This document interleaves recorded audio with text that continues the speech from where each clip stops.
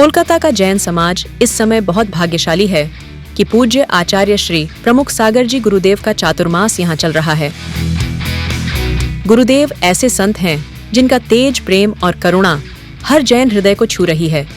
उनके प्रवचनों और पदविहार से पूरा महानगर धर्ममय हो गया है।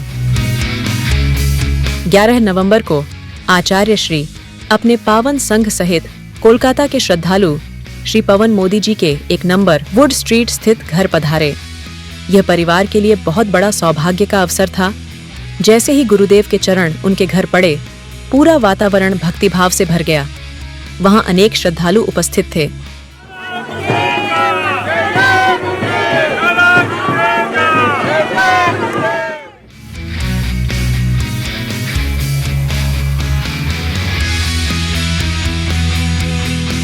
गुरुदेव का पाद प्रक्षालन किया गया और इसके बाद भक्तिभाव से गुरुदेव की आरती भी हुई।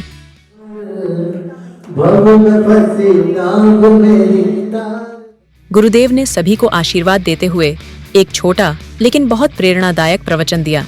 कई श्रद्धालुओं ने अपने भाव प्रकट किए।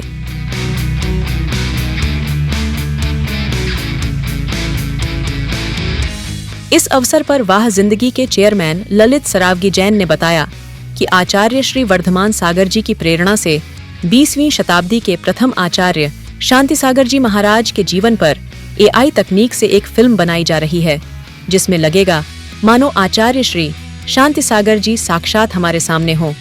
ये सुनकर गुरुदेव प्रमुख सागर जी ने फिल्म के लिए अपना आशीर्वाद दिया।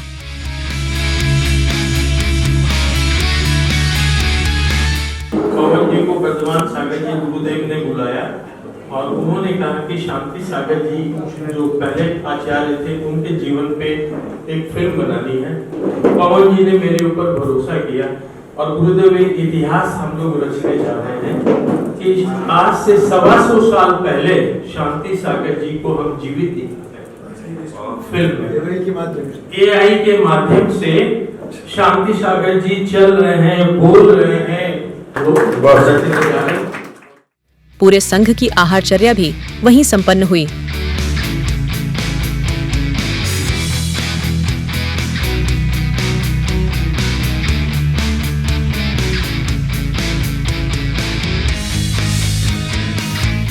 और एक विधान का आयोजन भी हुआ।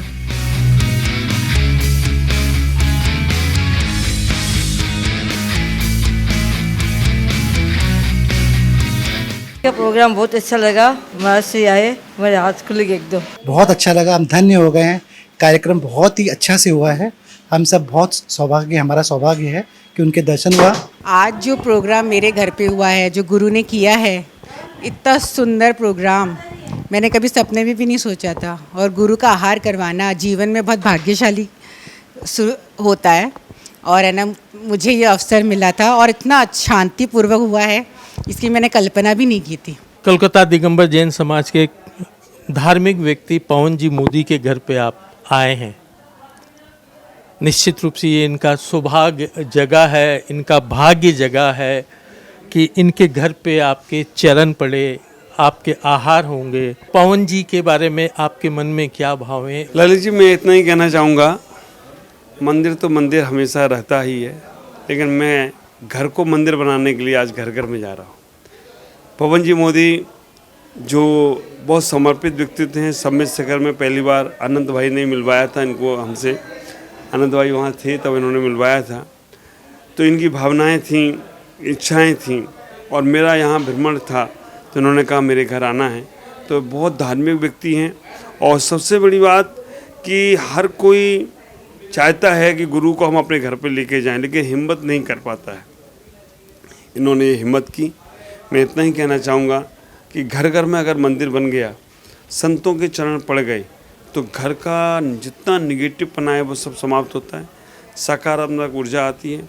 जो लोग घर से मंदिर नहीं पहुँच पाते उनको भी एक बस धर्म से जुड़ने की आस्था प्राप्त होती है। तो आज इतना ही कहूँगा, पवन जी मोदी आज जो पहला प्रवास चौरंगी में किसी के घर पे हो रहा है, तो इनके घर पे हो रहा है और इनकी धार्मिक भावनाएं, आस्थाएं हैं, इसलिए इनको मिलना देंगे। गुरुदेव ने पवन जी और उनके परिवार को भरपूर आशीर्वाद दिया। हर चातुर्मास के बाद जैन संत को वो जगह छोड़नी पड़ती है। आप भी वो जगह छोड़ेंगे और आपको तो कुछ फर्क नहीं पड़ेगा गुरुदेव, क्योंकि आप लोग संत हैं, वैरागी हैं, न मोह है न माया है, आपको तो कुछ फर्क नहीं पड़ेगा। लेकिन आज मुझे एक वो शेर याद आ रहा है कि मैं अकेला चला था, कारवां बनता चला गया। गुरुदेव वाकई आपने 2000 में जो पहला चातुर्मास किया था, 25वां आप यहाँ किए हैं और आपके जीवन पर फिल्म बनाने का मेरे को मौका मिला। वाकई गुरुदेव आप वैसे एक संत हैं कि जहाँ जहाँ आपके पांव पड़े, आपके हजारों श्रद्धालु आपके साथ जुड़ते चले गए। चातुर्मास समाप्ति की ओर है, कोलकाता वालों को आप क्या आशीर्वाद देंगे? कोलकाता वालों से यही कहूँगा, जितनी भक्ति जितना श्रद्धा, मुझसे ये कहा था कि बेलगछिया में कोई नहीं आ सकता है, लेकिन बेलगछिया पूरा 4 महीने मेला बना रहा। और इतना ही कहूँगा कि कलकत्ता ये बंगाल का एक ऐसा शहर है, प्रमुख शहर है, यहाँ साधु संतों का आवागमन बहुत कम होता है, लेकिन कोई साधु आएँ तो उनका ज़्यादा से ज़्यादा लाभ लिया जाए और बहुत अच्छे तरीके से उनका सदुपयोग हो अपने जीवन में।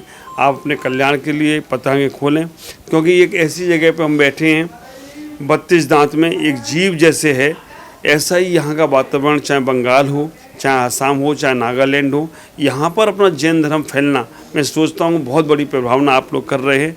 तो कलकत्ता वाले अपने जैन धर्म को बचा के रखें, संयम का पालन करते रहें और धर्म की प्रभावना साधु संतों को लाकर, क्योंकि आपके यहाँ साधु संत घर घर में भी आ सकते हैं, आसाम में, नागालैंड में नहीं पहुँच सकते हैं, तो अपनी ऐसी धर्म प्रभावना करें जैसे आप करें।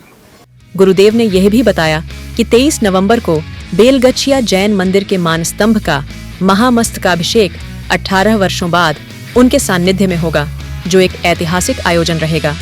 गुरुदेव 18 साल बाद बेलगछिया में एक इतिहास पुनः रचा जा रहा है और शायद पूर्वोत्तर भारत का, जहाँ तक मुझे जानकारी है, पहला इतना विशाल शिखर जी को हम अगर छोड़ दें तो मानस्तंभ है। उसका महामस्तकाभिषेक का सानिध्य आप दे रहे हैं। ये कोलकाता वालों के लिए वाकई गर्व की बात है कि उनके भाग्यों का उदय हुआ है। आप क्या संदेश दें?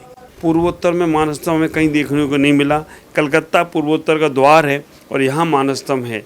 इसका 18 साल बाद, क्योंकि भगवान के ऊपर भी धूल सी चढ़ चुकी है और वहाँ मानस्तंभ पे भी थोड़े से पेड़ पौधे आ रहे हैं, अगर हमने अभी नहीं किया तो पता नहीं कब क्या होगा।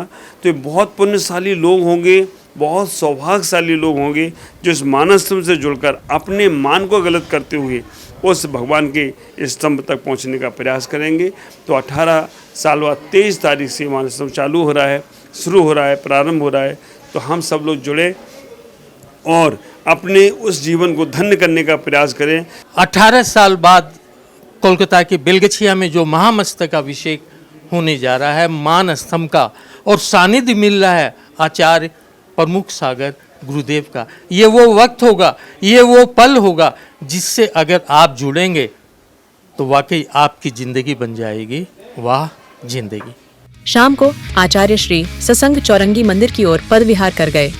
सच में जहाँ जहाँ आचार्य श्री प्रमुख सागर जी गुरुदेव के चरण पड़ते हैं, वहाँ का जीवन पवित्र हो जाता है और उस परिवार के हर सदस्यों की जिंदगी बन जाती है वाह जिंदगी।